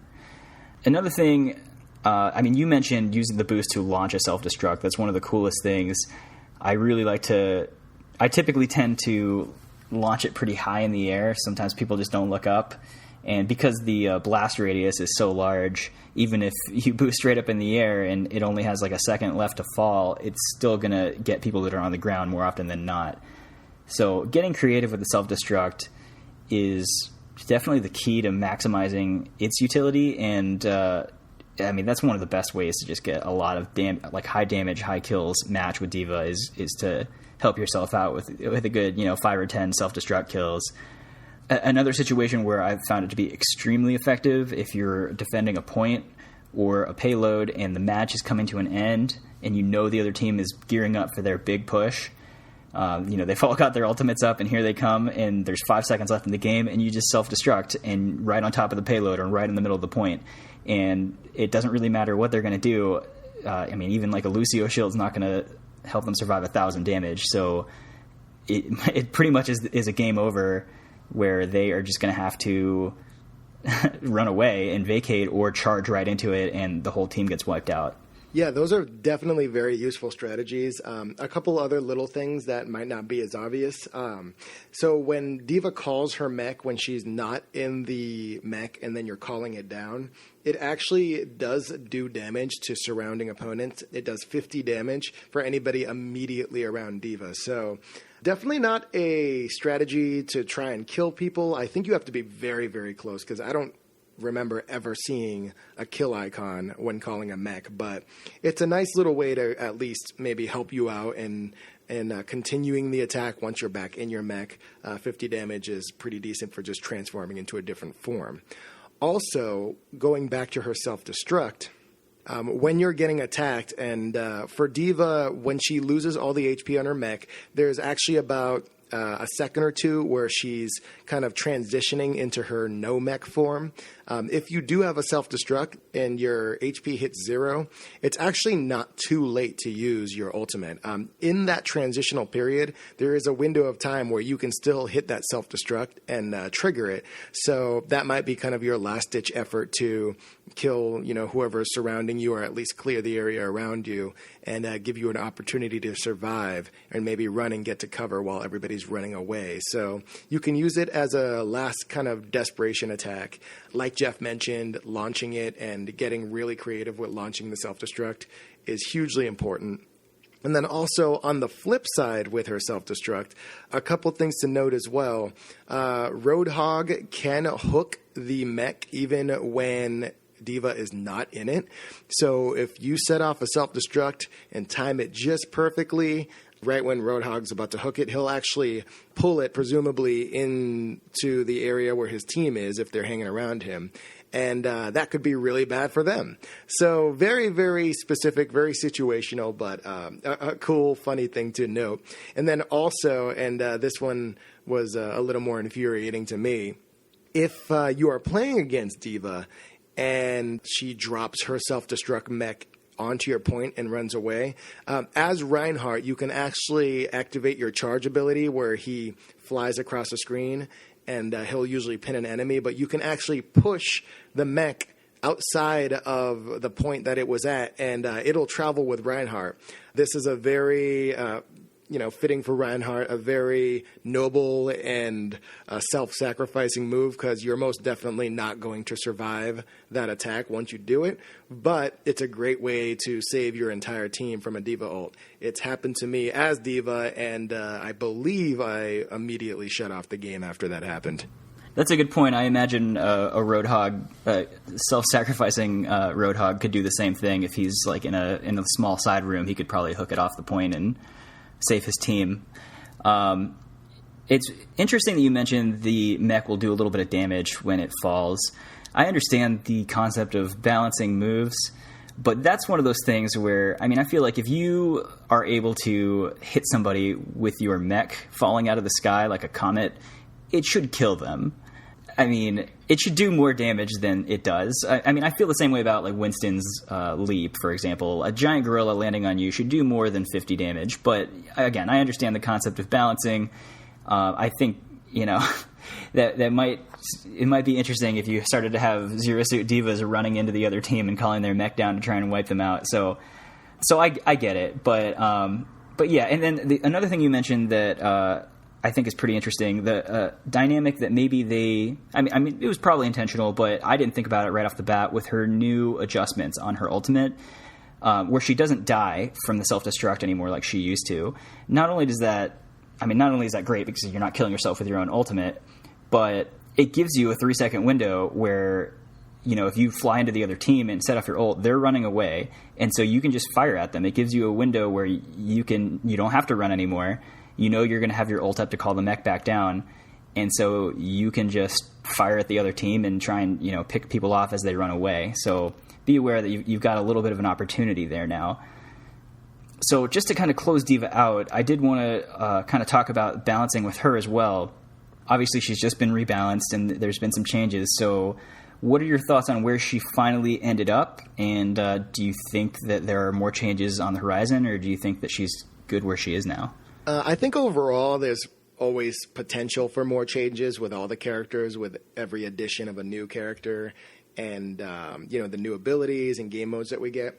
That being said, I really, really like where D.Va is now. I wasn't one of those players that was complaining about her before they made the changes, but the new changes to her defense matrix, her shorter countdown for the self-destruct are completely welcome in my eyes. I really like where she is, and I feel that what you had mentioned before about calling the mech doing more damage, I don't think it necessarily has to wipe a team, but seeing it do more damage would be pretty cool. D.Va's interesting because now that she is more viable as a tank, we're seeing a lot more of her on the competitive scene, either replacing Reinhardt or working in tandem with him. And it's one of those things where as the game goes on and as the community starts exploring new strategies, new comps, we may see changes to her, but I'm actually really, really happy with where she is now. It's interesting earlier where you mentioned that, now that she does not take damage from her own ultimate, she can do extra damage, because that's one of those things where we had mentioned in an earlier episode where slight changes to abilities, you don't have to have an all new ability or a ridiculous change. You can make slight changes like 1 second less for self-destruct and not taking damage. And all of a sudden you have a character who before wasn't really seen as a huge damage-dealing character to now being even more of a DPS character than ever with just a couple slight changes. So I personally don't think she really needs any changes right now. If they do make any changes, I hope it's not anything to nerf her, because even though she is a lot more effective now, I don't hear a whole lot of complaining about D.Va. I feel that she still has enough weaknesses and enough workarounds where you can defeat her if you understand how her abilities work. But yeah, I really, really like where she is, and I think she's very unique in comparison to the other tanks. And she's a welcome addition to the roster for sure. Yeah, I mean, as I mentioned before, I'm a big fan of D.Va. I'm glad that she's so much more viable now. I think maybe she's just a fraction too strong, but not much. Like, certainly not overpowered. And I don't think you're hearing a lot of people that are outraged by it. But I also think that the fact that she was hurting so bad before, and the fact that she's a pretty likable persona, I think people will tend to give her the benefit of the doubt because people like her. So I don't expect them to make any big changes. I think they clearly spent a lot of time and put a lot of thought into how they were redesigning her. And so I would be surprised if they do anything to her right now, especially since it's such a big change and it's essentially a new character in a lot of ways. I think they're going to give it some time, see how people adapt. If she's, being selected too much, will people counter that? What can they do? So I imagine they're monitoring it pretty closely. But if they found that, like, a certain character was suffering greatly, like a Roadhog, for example, might not be selected as much now, I wouldn't be surprised to see them make adjustments to that specific character that's suffering from the D.Va change instead of bringing D.Va back down a little bit. But I don't know. I mean, they've been pretty active with making changes and doing it quickly. So as soon as we think we've got them pegged, they go the other way with it sometimes. But I like where she's at. I think she's really powerful now, and I'm glad that she's finally so viable, because she was always fun to play, but you just didn't always feel like it was the best choice for your team. Yeah, we'll definitely see what happens. I think D.Va is always, screaming at Blizzard to nerf this. I hope they don't take her request too seriously, because I love D.Va as a character. But yeah, ultimately I think she is very, very useful as a tank. Super likable lore-wise and character-wise. She's a pro gamer, so as a gamer, and I feel the community as a whole, as gamers, really like her personality, where she's coming from. Super, super cool character, and a lot of potential. I think now with her new abilities, they slightly raised the ceiling of her abilities and her skills. I'm very excited to see where she goes. So definitely try D.Va out. If you guys have any feedback, any strategies that maybe we didn't mention, like we said, there's a lot you can do with this character, and let us know what you think. So thank you guys very, very much for listening to, I think this is actually probably one of our longest episodes of all time, but these are two characters that we have a lot to say about, and there's a lot of discussion going on between the both of them, and I am just super, super excited to see, where the game goes with the rebalancing, with new character additions, and I'm glad that we talked about those summer games as well, because that's very, very exciting to know that Blizzard's kind of open to doing these seasonal events that really add a lot more flavor and variety to the game. If you have any feedback or comments, you can reach us in a variety of different ways. On Twitter, I am at HappyJamOP, and Jeff? I'm at TruthEaterOP. And you can also reach me via email. It is happyjamop@gmail.com. Let me know any of your strategies, ideas, thoughts, speculation. I'd love to hear from you guys. And also, you can check out our website, oppodcast.com. We have our podcast episodes out there, as well as news and other related Overwatch topics. We really look forward to our next character breakdown. Thank you all so very much for listening, and we look forward to talking to you next time.